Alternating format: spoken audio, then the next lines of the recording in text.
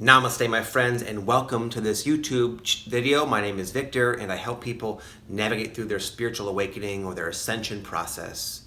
And today I'm going to share with you 3 unusual ways that your higher self is trying to help you. Your higher self, your soul, your inner being, it's always trying to help you, the character, the physical form, live a life that is a match for your absolute most expansive and highest potential. But we live on Earth in a dense 3D realm, and sometimes the means at which it goes about trying to assist you or get your attention or guide you can be quite confusing and even contradictory, which is the reason for this video, because I believe a lot of you are getting a lot more support than you might be aware of. Okay, my friends, real quick before I get into the video, I want to let you guys know that there's a new opportunity to work with me on your awakening if you're interested. I have a new online coaching program called Awakening Together, and in there I teach you several different things. One of them, I teach you guys how to release emotional and energetic blockages. I teach everyone how to establish a daily meditation practice, which will help with a lot of different things, help you stay calmer and more conscious and more focused during the ups and downs of the awakening. I help people find and clarify their purpose. And then lastly, I help you learn how to kind of tap in and connect, or rather strengthen that connection between you and your higher self. And I'm also there to support you as you have questions that pop up. I do live Q&As, and there's a private Facebook community, and they're just kind of a real nice way that you can have me and even my wife in your life, kind of in your corner for your awakening. So I'll leave a link down below this video. It's called Awakening Together, and you can check that out if you're interested. And now we'll go ahead and get into the video. Number 1 is health problems. How could that be helpful, Vic? Health problems, really? Yes, sometimes your body will reflect the fact that you're out of alignment with your highest potential. And this could be in on a grander scale, and oftentimes it's just smaller scale stuff. I'll give an example of a smaller scale situation. So many years ago, I owned a gym, and I worked really hard, and I built it up and got it doing fairly well to where I was the one trainer there. It was a personal training gym, and I was the one trainer, and I had a bunch of clients, and I was happy. I was doing well. I was supporting my family, but I was working all morning, and then I'd come home for an hour or two, then go back and work till late at night. I was never there to tuck my kids in. I was exhausted, and it was just very draining, and I couldn't expand beyond that, and it was an unsustainable situation. And I knew this, but what that implied is I would have to take the plunge and hire a trainer and work less, which I felt nervous to do financially.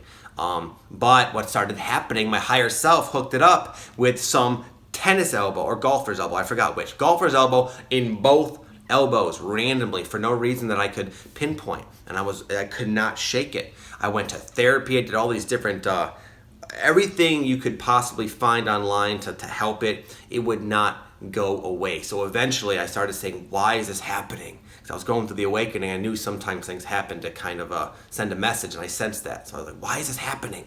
Why do I have this golfer's elbow or whatever it was? And I knew in the moment when I finally asked that it's because it was time for me to move forward in a way I wanted to, but I was not doing so because I was afraid. I was afraid of taking the plunge and hiring a trainer because that was a new thing to me, and I was afraid of cutting my hours in that way. But because I was sort of forced to, because literally I discovered the tennis elbow was because I would hand dumbbells to my clients, and client after client, 7, 8 every single day, handing dumbbell after dumbbell.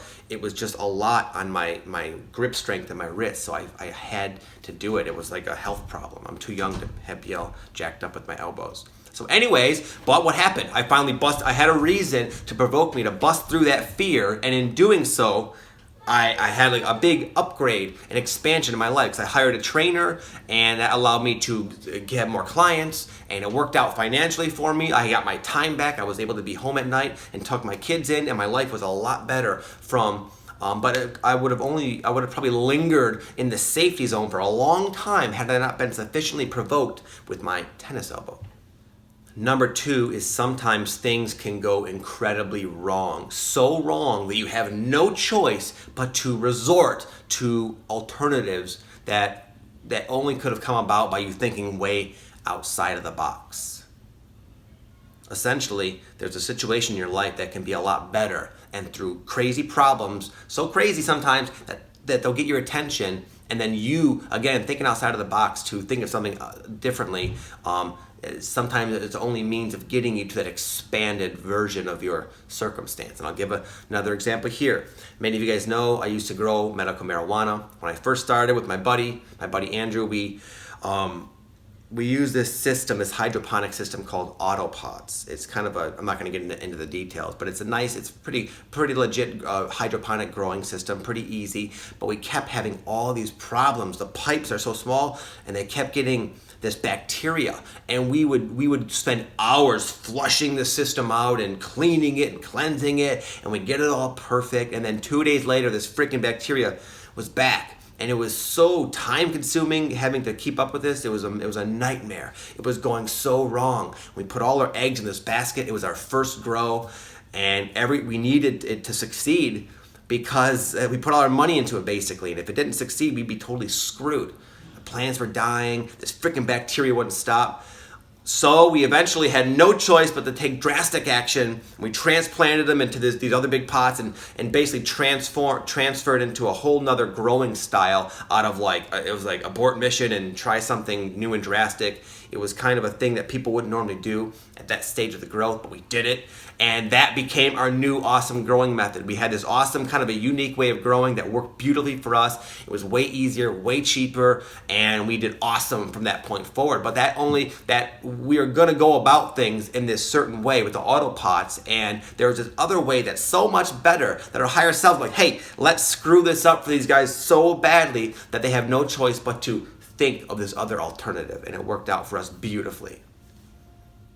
3 is sometimes we have negative synchronicity / events spill into our lives, literally. And I'll give a funny example here. Literally spill into my life. So a few months ago, and I mentioned this in an email, I think, my 2-year-old son, Sebastian, he was like hanging out with me at my little table, and I was on my laptop working. I was watching him and my kids for the weekend, and I got up to do something. I forgot, go to the bathroom or something, and he took my water bottle and he poured it all on my open laptop and basically ruined it. It was like, I came back and I was like, oh my goodness. My whole livelihood depends upon that laptop. It was a horrific sight, and he's just a little kid. He didn't really know any better. But I asked myself at that point, I was more seasoned with my awakening. I was like, why did this happen, Victor? What possible positive potential could come of this broken laptop? Well, that one had a lot of implications, a lot of really profound ones. One of them was to say, even though you work from home, it's not ideal because you're having difficulty separating your work and home life, and here's a perfect example. It was also a situation saying you need to move out of this housing situation you're in. There's something better for you. And also that there was other things, I'm not going to get into detail, a lot of personal insight, but there's a lot that I learned from that broken laptop. And even though it's still broken, in fact, I'm still trying to be fixed a couple months later. I don't know, it's 50-50. But that was helpful. It catalyzed big shifts in my life, in my sense of self, in my priorities, and just in my personal life direction. It was an immediate like whoosh. That even it was like there's a positive outcome. Just as Napoleon Hill always says, every problem carries with it a seed, or how does he put it, of like a potential positive outcome equivalent to the problem. And that's exactly what happened. In fact, what I gained from that broken computer was actually much greater in value and worth than the computer itself.